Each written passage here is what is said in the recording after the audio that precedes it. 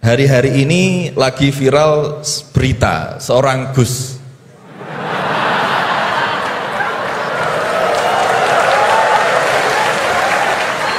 Mohon izin. Yang mungkin berceramah dengan kalimat yang kurang baik, mungkin diniatkan guyon tapi malah melukai hati orang lain. Tapi Masya Allah Gus Baha guyon tapi tidak pernah melukai hati orang lain. Nah, pertanyaan saya Gus, ngapunten, karena ini pasti ke Gus Baha, tidak mungkin ke Gus Quraisy Shihab, tidak mungkin. Karena pasti Gus Baha.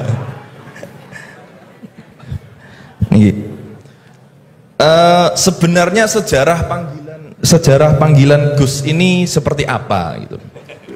Apakah hanya dimaknai Gus ini adalah anaknya Kiai terus dipanggil Gus, atau bahkan mantunya Kiai saja, kalau jenengan katanya Gus naturalisasi gitu. Atau Gus swasta atau apa itu, atau bahkan bukan siapa-siapa kemudian bisa dipanggil Gus, sehingga misalkan kita sekarang bisa ini berlomba-lomba menjadi Gus bareng-bareng, jadi pokoknya lomba-lomba. Nah, dan apakah ini hanya di Jawa saja? Karena di Madura juga kami sering mendengar ada panggilan Lora. Lah ini sejarahnya sebenarnya apa gitu loh. Apakah juga kalau sudah menjadi kiai tidak bisa menjadi Gus lagi? Atau kalau sudah menjadi Gus tidak bisa naik menjadi kiai? Gitu ge. Itu. Bismillahirrahmanirrahim. Assalamualaikum warahmatullahi wabarakatuh. Perkenalkan, nama Al-Fakir Maulana dari Solo. Saya akan bertanya kepada Gus Baha. Niki Gus, sebagaimana tema hari ini memahami Al-Quran dengan meneladani Rasulullah. Kami sering mendengar pengajian Gus Baha, yang mana Gus Baha sering mengaturkan, sering berkata, semakin banyak ayat yang kita pahami, semakin kita dekat dengan Allah Subhanahu wa taala. Kurang lebih begitu kalau salah nyuwun ngapunten.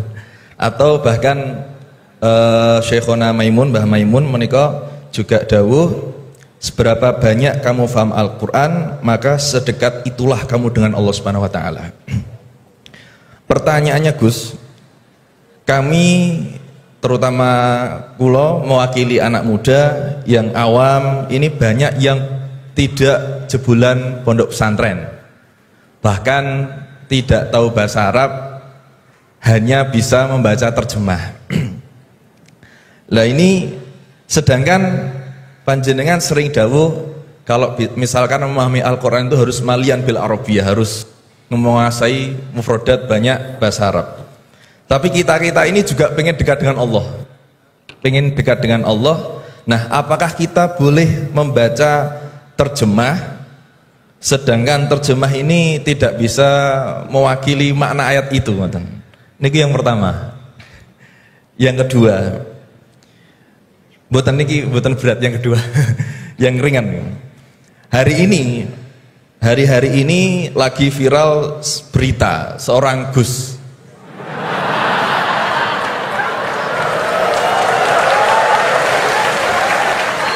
Mohon izin.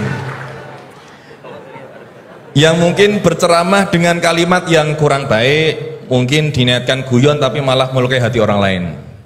Tapi Masya Allah Gus Baha guyon tapi tidak pernah melukai hati orang lain.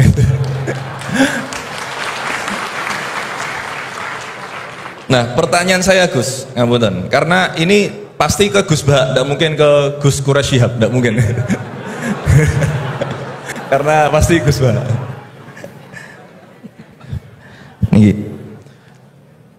Sebenarnya sejarah panggilan Gus ini seperti apa gitu?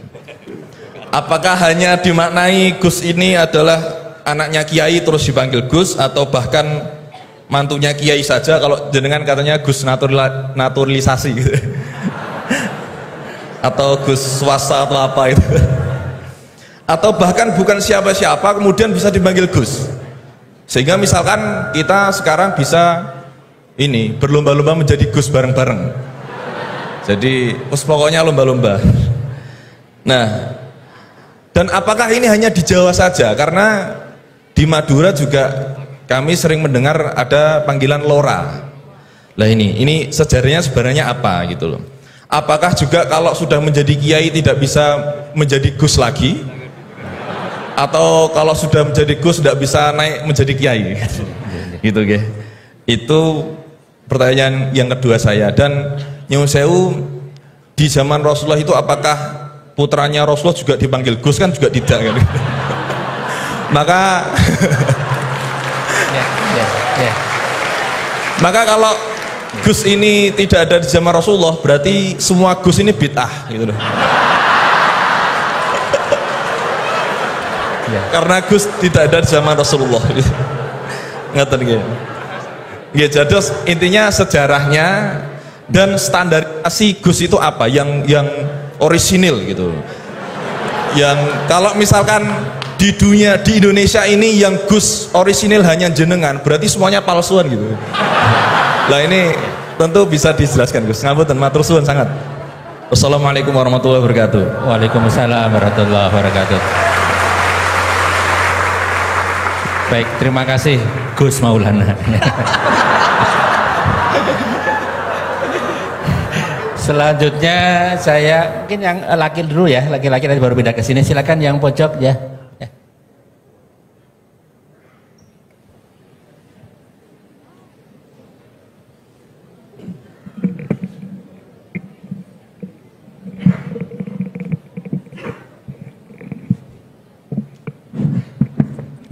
Assalamualaikum warahmatullahi wabarakatuh.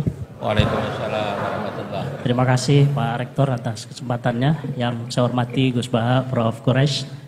Saya Jamaluddin Ghafur dari Fakultas Hukum UII.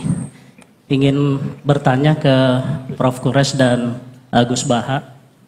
Saya sering mendengar salah satu isi pengajian dari Gus Baha itu bahwa fatwa dalam hukum sosial itu tidak pernah jelas begitu. Artinya ulama pasti akan berbeda gitu ya. Nah, kami kebetulan di Fakultas Hukum Gus seringkali ditanya orang juga gitu ya, soal bagaimana hukum sesuatu. Dan dalam konteks hukum memang teorinya dan pendapatnya juga beragam gitu ya. Nah, kadangkala permintaan pendapat itu tidak hanya sekedar untuk diskusi, tapi bahkan sampai menentukan nasib orang gitu. Ini dihukum atau tidak. Nah, sehingga mohon penjelasan dari Gus Baha dan Prof. Quraisy kira-kira bagaimana panduan dalam Islam di tengah keragaman pendapat fatwa itu dalam kita memberikan pendapat atau keterangan-keterangan tentang hukum-hukum tertentu yang memang secara ilmu itu sangat beragam. Terima kasih. Assalamualaikum warahmatullahi wabarakatuh. Waalaikumsalam warahmatullahi wabarakatuh. Mohon izin Gus Baha dan Quraisy, ini 4 atau 2 dulu aja ya. Nanti baru kita lanjutkan biar nggak lupa ya. Ya, yang pertama Gus Baha, ini dari Gus Maulana tadi. Ini pertanyaannya, kan banyak yang tidak jebolan pesantren tapi pengen dekat sama Allah, boleh nggak baca terjemahan kira-kira gitu. Yang kedua tadi standar Gus yang orisinal, yang orisinal ya. Kemudian yang kedua dari ini Gus Ghafur. Ini dosen dari Eva, ini untuk Prof. Quraisy dan Gus Baha. Ini panduan untuk memberikan pendapat hukum kira-kira gitu kan. Karena ada dosen hukum yang saksi ahli, ada yang ahli menjadi saksi. Jadi bedanya. Mohon berkenan dari Gus Baha ya. Ini yang provokatif dulu itu ya.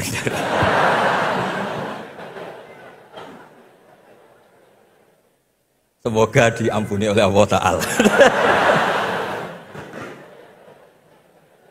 Begini, satu itu saya tidak medsosan, tapi ya dengar-dengar laporan macam-macam lah tentang sekian pihak itu. Begini, saya cerita ini biar sampean tahu bahwa Pak Rektor ngundang saya ini tidak salah kan. Memang benar-benar pemateri yang baik. Ya kalau kata Nabi Yusuf kan ini hafizun alim, orang harus zikru manaki binafsi, orang boleh cerita kelebihannya asal itu faktual. Begini, suatu saat, ini cerita di kitab Ihya, suatu saat Nabi Musa itu sholat istisqa, itu doa apa saja itu sudah dipakai, nggak mandi, Nabi Musa loh, nggak mandi, tetap nggak mandi. Kata Allah, inna fihim namaman, di komunitas anda yang ikut sholat itu ada yang tukang adu-adu, namam, provokator. Maka kamu doa kayak apa tetap tidak akan saya ijabahi. Nabi Musa, ya gampang Gusti, tunjukkan orang itu siapa, nanti saya usir dari majelis.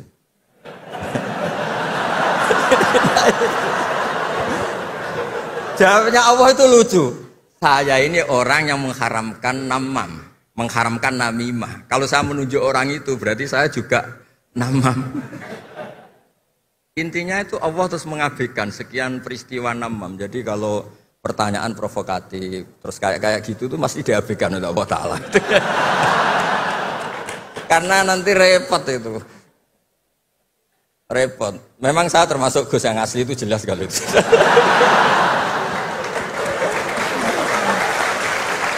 Itu, nah ini Pak Fatullah tahu betul keluarga saya karena beliau orang Jepara ngajinya di Kudus. Ya, terus masalah fatwa tadi, fatwa sosial itu atau memahami pakai terjemah begini seperti yang dikatakan Pak Kures. Ada pegangan yang umum kayak sidik, amanat, tabligh, fatona. Itu memang lewat terjemah nggak apa-apa. Tapi ada terjemah yang nggak mengganti bahasa Arab. Misalnya kata sembahyang, mungkin perasaannya orang Bali sembahyang itu apa, perasaan kita sembahyang itu apa, itu kan subjektif. Misalnya begini, ada ayat yang agak sensitif. Ketika Anda salah paham dengan istri itu wadribuhun, fahjuruhunna fil madoji wadribuhun. Itu kan riskan betul. Maka pukullah istri kamu. Pukul itu kan konotasinya itu buruk. Tapi di semua tareh, saya bilang tidak sebagian, di semua tareh itu disebut dorban ghairu mubarrihin, mukul yang tidak melukai. Jadi orang Arab itu punya adat. Kalau kecewa itu dorobu bin ni'al wasau. Jadi mukul itu pakai kain, pakai kacu, pakai. Nah, di Jawa kata mukul itu ya mesti kekerasan itu. Nah, yang jenis ini turiskan kalau dari bahasa Arab pindah ke Jawa. Jadi ada yang riskan, ada enggak. Nah, sebab itu saya sering bilang, saya ini kan belajar tafsir insya Allah lah, khatam. Cuma saya tidak suka nulis, karena sudah ada yang nulis. Karena saya nulis tetap saja dianggap top Pak Kures, jadi tidak usah nulis lah, sudah ada. Begini, yang penting saya menghormati beliau karena nulis khatam. Pentingnya nulis itu memang khatam, mulai awal A sampai Z. Pentingnya khatam itu apa? Di situ ada dialog. Ada dialog Allah sama nabinya, sama kekasihnya, bahkan sama musuhnya. Misalnya sama musuhnya. Itu Nabi Musa masih dibilangi sama Allah, faqula lahu qawlan layyinan. Ini penting saya utarakan. Nah, suatu saat Harun Ar-Rasyid ini didatangi ustadz, mungkin ustadz yang amatir lah, masih latihan ustadz, jadi masih ekstrim itu. Ya Amirul Mukminin, ini nasihun lak, famusyaddidun alaika, fala tajidanna fi nafsika aliyya syai'an. Ya sampai latihan bahasa Arab nanti Pak Rektor. Bukan Anda, Gus naturalisasi tadi, Anda. Saya akan memberi nasihat engkau, kemudian cara nasihat saya itu musyaddid, ekstrim. Maka jangan kamu anggap serius. Maksudnya jangan penjarakan saya ketika saya nasihat ke kamu ini kasar.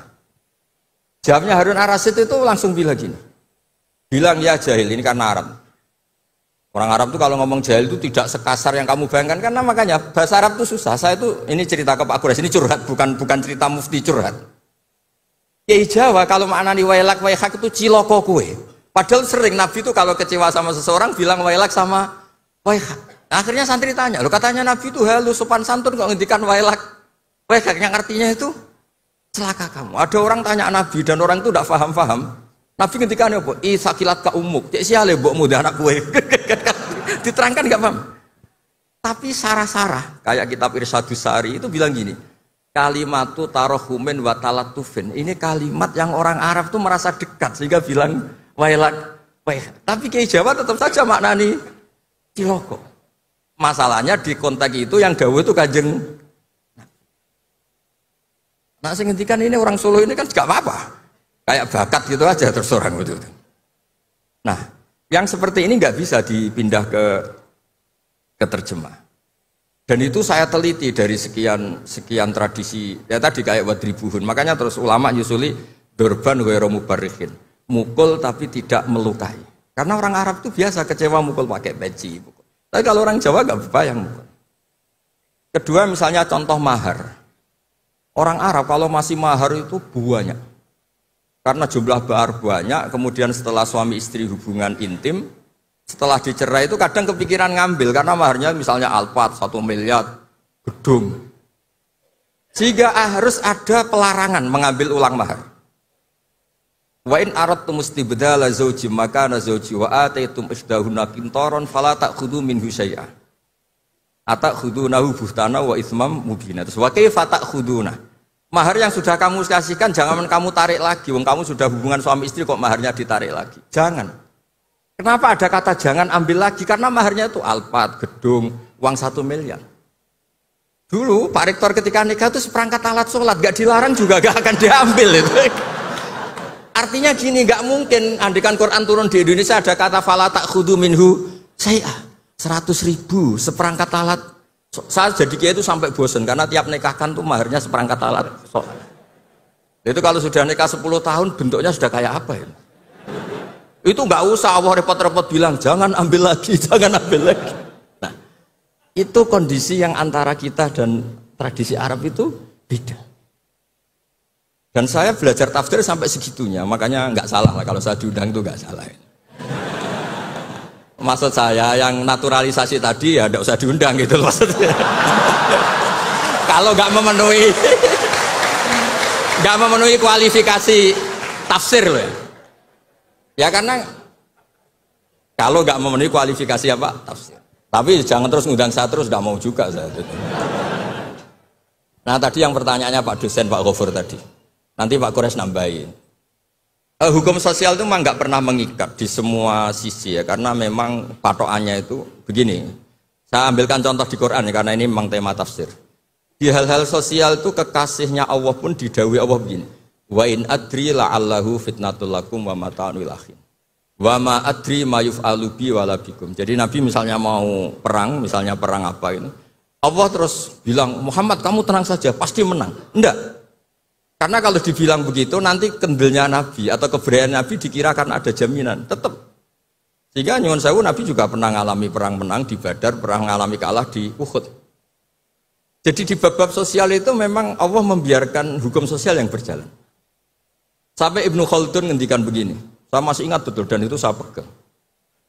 Nabi sebagai Nabi itu kena aturan hukum sosial. Meskipun beliau punya mukjizat kayak apa, ketemu orang harus santun, ketemu anak kecil harus sayang, ketemu orang sepuh harus hormat. Andai kan Nabi bisa terbang ke langit sekalipun, Mi'raj, tapi ketemu anak kecil nampar, ketemu orang sepuh ngeludahi, tetap gak diterima oleh publik.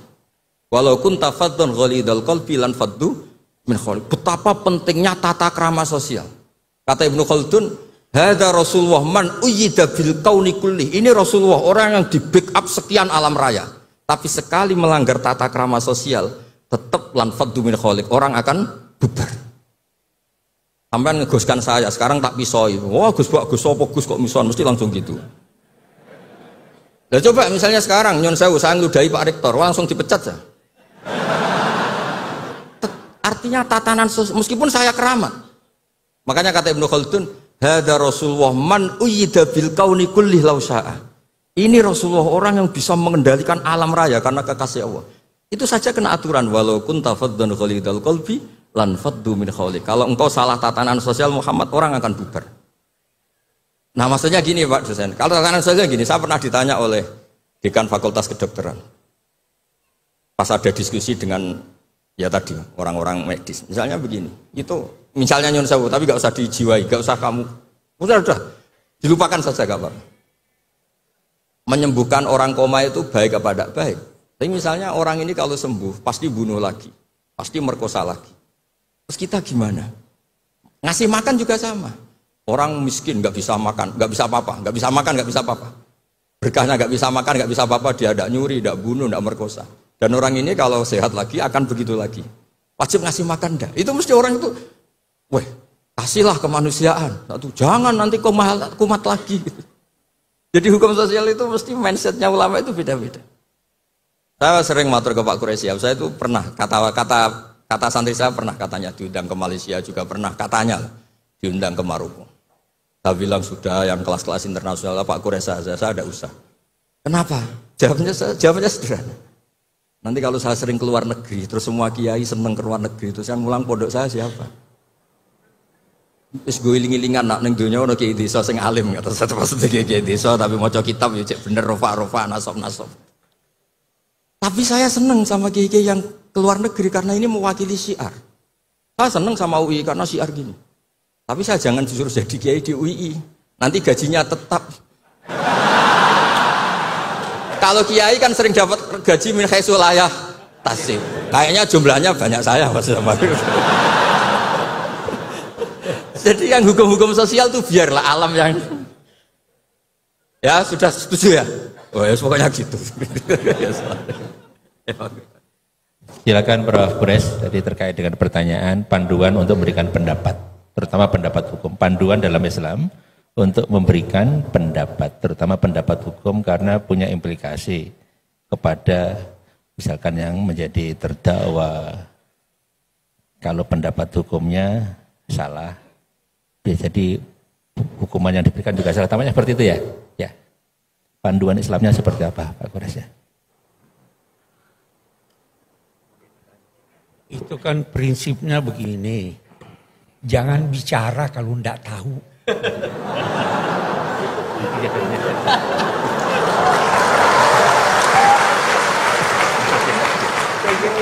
Itu jawabannya paling singkat. Terjawab. Ya, jawabannya itu ya. Baik, terima kasih Prof. Quraisy, singkat padatnya.